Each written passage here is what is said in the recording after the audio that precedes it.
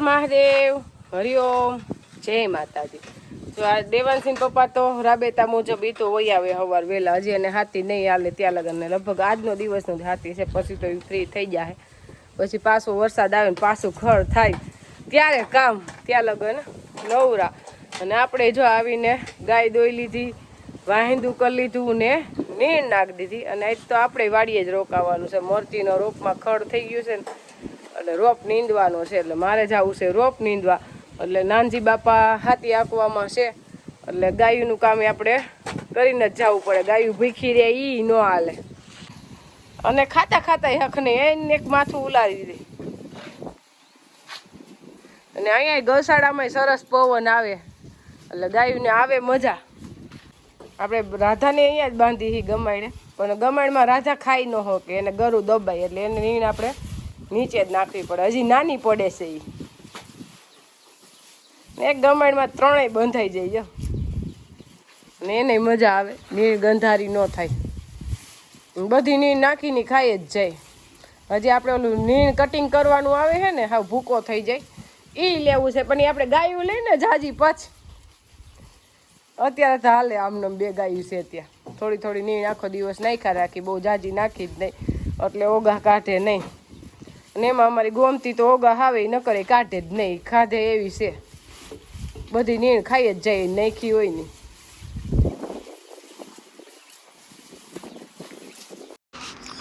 જો આપણે દેવાંશભાઈ બની ગયા છે કારીગર, જેમ એના પપ્પા કરે ને એમ જ કરું। જો બોલ બધાય ટાઈટ કરે છે, અને ભાઈને કપાસમાં હાથી આંકવું છે એટલે હાથી તૈયાર કરે છે। કાલે રાઘવદાવાળામાં એને પપ્પા હાથી આંકવાના છે ને, એટલે હમણાં એને પપ્પા બોલ બધાય ટાઈટ કરતા હતા એટલે ભાઈ બોલ ટાઈટ કરવા માંડ્યો। છોકરાઓને એવું હોય કે જેવું દેખે ને એવું શીખે, એટલે ભાઈ તો રોજ વાડીએ આ રીતે જ આવે છે કે કંઈક ને કંઈક કામ કરવું એમ, એવો એને કામ કરવાનો શોખ છે। આવડતું નથી પણ એના પ્રમાણમાં સારું કરે છે, બધાય પાના લઈને બેસી ગયો છે ને એટલા બધાય, અને દાંત કાઢતો જાય અને કામ કરતો જાય। વળી આ પાને આવ્યો, અને આવી કંઈક પ્રવૃત્તિ હોય ને તો એને મજા આવે। અને ભાઈ નિશાળે જાય ને તો બસમાં એમ બધાય છોકરાઓને દાંત કઢાવે, કારણ કે ભાઈ રહ્યો નાનો ને બીજા બધા છોકરા છે મોટા, એટલે ભાઈ જાય એટલે આખી બસ મોજમાં આવી જાય। એટલે દેવાંશ જાય ને ત્યાં તો બધાને મોજ જ હોય, આને કાંઈ ખબર પડે નહીં ને ઓલા બધાને સમજણ હોય એટલે એને બધાને દાંત આવે। પર પછી તો દેવાંશીન પપ્પાએ મગે ચોખા કરી નાખ્યા ને મગ તો નીંદવાની તો જરૂર જ નથી, હાથી હાલી ગયું ત્યાં। થોડાક અમથા પારવા નીંદવા જો હે, પણ એટલું બધું નથી ભયંકર એમ, એટલે હમણાં નો નીંદી તો હાલે, નીંદી લઈ તો હાલે, આમ શોખ જ છે। હવ તો નવરા બેઠા છે ઈ કાલથી નીંદવાનું ચાલુ કરી દે તો હાલે ખરું? ના કા નીંદવાનું ચાલુ તો કરવાનું જ છે, મગ કપા ને બધું નીંદવાનું જ છે। કાલથી આ મગ તો હું નીંદી જ નાખું, કાલ બપોર લગન નીંદીશ ને હા ત્યાં નીંદાઈ જાય। એ તો વર્ગી પર ખબર પડે, અમુક સમય આપને એમ લાગતું હોય કે 2 કલાકનું જ કામ છે ને થઈ જાય આખો દી, ભલે ને આખો દી થઈ જાય તો આ કઈ કામ તો છે નહીં, ઈ જ કામ। આપણે ટપકની નળિયું પથરાઈ જવા આવી છે, પાથરવાનું ચાલુ ને બદલે બપોર પછીનું કામ ઈ હતું કે નળિયું પાથરવાની। અને આજ તો થોડુંક આમ વાતાવરણ એવું છે ક્યાંક વરસાદ વરસતો એવો વાદળા નથી દેખાતા, હવે ભગવાન જાણે આમ થોડુંક ફેરફાર હે વાતાવરણ। ઈ ચાર કેમ પાણી આવે આમાં? લાઈટ આવી જો ચાલુ થઈ ને એટલે ઓય ટપકની નળી પાથરતા હોય ને એટલે ખાસ તો ધ્યાન રાખવું પડે પવનનું, કે નળિયું ઉડી જાય એવો ઉડી જાય એટલે જેમ આપણે બેનો સોટલો ગૂંથે ને એમ સોટલો તો હજી કદાચ ગૂંથે પાછો વિખાઈ જાય, પછી નળિયું ન વિખાય। એ એક ફરે સોટલો થઈ ગયો પછી એમાં ખબર ન પડે ક્યાંથી ક્યાં આટી ગઈ, ઓલી તો આટીયું મારી હોય અને પછી જાય ભંગારમાં, પછી ભંગારમાં જાય, બાકી આટીયું ન નોખી પડે।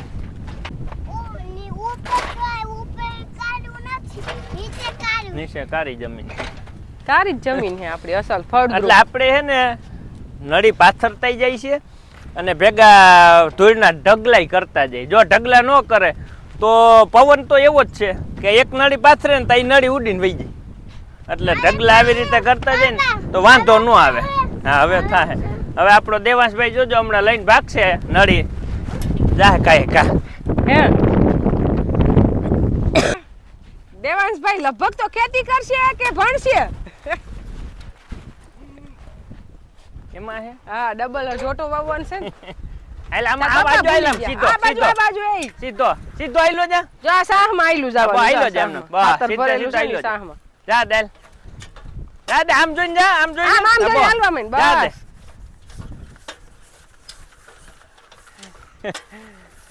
આઈલો સેઠે હાલો વયો જાજે હો આમે સેઠે.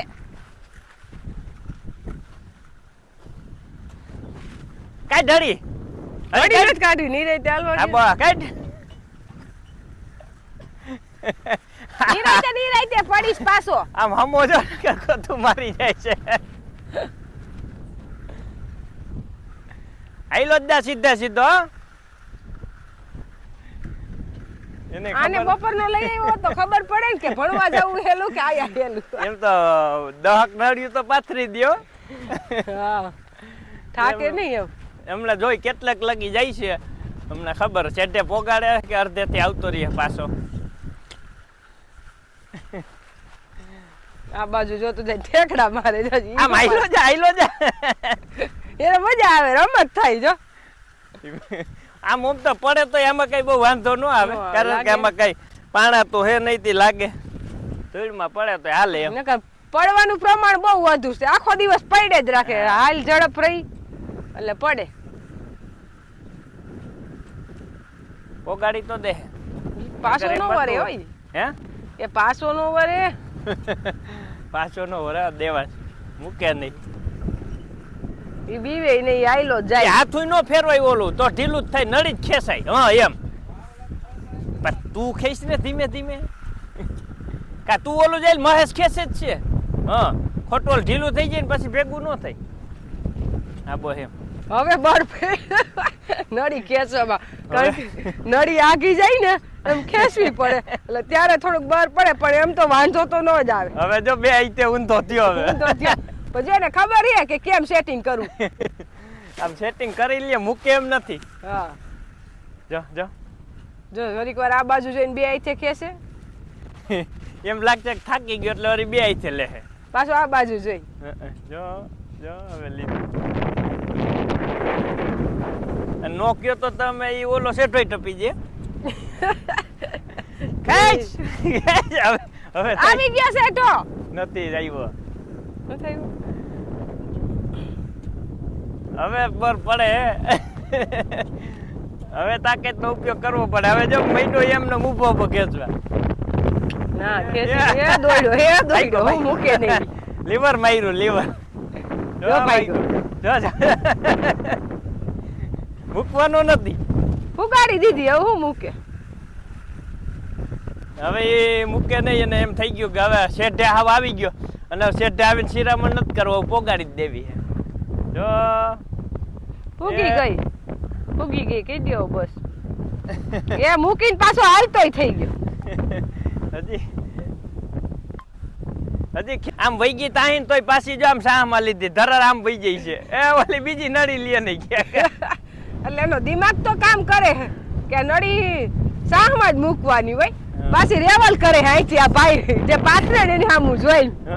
આમાં લીએ પર આવતી નથી વર્ષ. એટલે આ બધું કઈ શીખવાડે આવડે નહીં. આ તો બધી કોઠા હોય જ હોય. અંદરથી જ આમ જાગૃતિ થઈ જાય કે આ વસ્તુ આમ જ થાય એમ. તો થાય પણ એને મહેનત કરી સાહમાં લેવાની અહીંયા. પવન બહુ જ ગઈ એટલે નહીં ન આવે. પણ જો હવે આવે કાંઈ ઘા. લેવરો લેવર આવે. હાલ જલ્દી બીજી નળી લેવાની હાલ.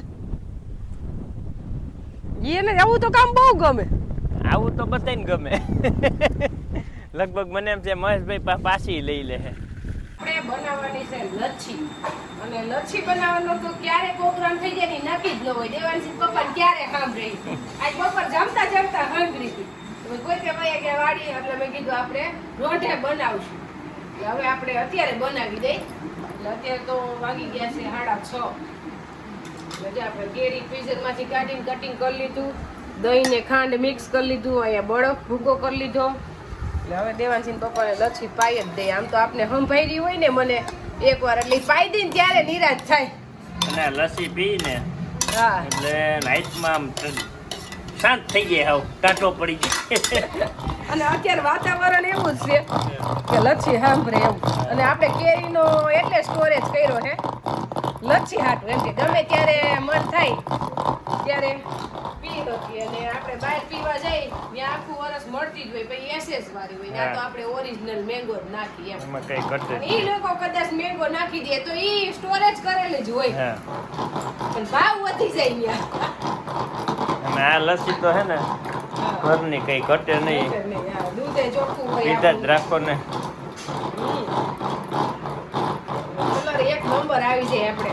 કલર એવો નહીં ને કામ પાછું જો બરફ ભાઈ સાકરની ગોળીને ખાંડીને રાખે એટલે તમારે અસલ ઓલી બાઈટ પીતાય ને એનાથી સરસ લાગે.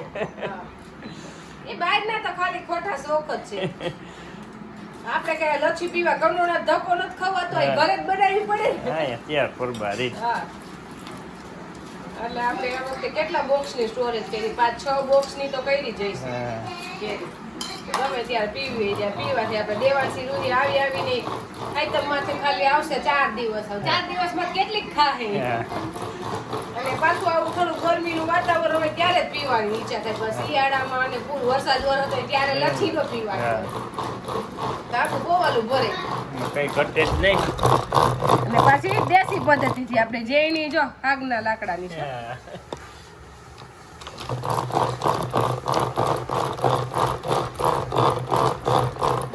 લચ્છી બનીને થઈ ગઈ તૈયાર, એકદમ ફૂલ ઠંડી ઠંડી. કઈ ઘટે જ નહીં. વાડીએ જઈને તો એટલો પવન એમ થાય વાવાઝોડું છે, પંખા હેઠે બેહીને તોય ગરમી. હા એવું વાતાવરણ છે. વાહ, લસ્સી એટલે લસ્સી હોય. દેવાંશભાઈ તમે ઢોરો નહીં હો. યાર હોય જ આપણી ભેગો જ. કેને દેવાની? બધાય બાને બાને તારે પણ કેને દેવાની હવે? એને પીવી નથી તારે તું જ પીવા માંડ. દૂધ પીવા માંડ. તું પી લે હવે કેને પીવાની? તારે. બાને દે દેવાની. કેને દેવાની પેલા? હા.